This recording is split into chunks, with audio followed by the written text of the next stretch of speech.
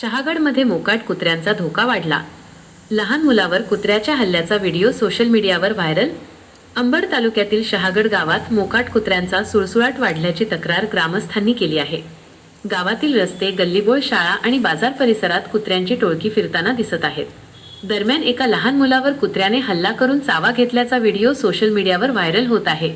या घटनेत मुलाच्या चेहऱ्याला आणि जिभेला दुखापत झाल्याचे व्हायरल फोटोंमधून दिसून येत आहे. या घटनेमुळे नागरिकांमध्ये चिंतेचे वातावरण निर्माण झाले आहे. विशेषतः लहान मुले, महिला आणि ज्येष्ठ नागरिकांच्या सुरक्षेचा प्रश्न पुन्हा ऐरणीवर आला आहे. कचरा साचलेल्या ठिकाणी मोकाट कुत्र्यांची संख्या अधिक असल्याचे ग्रामस्थांचे म्हणणे आहे.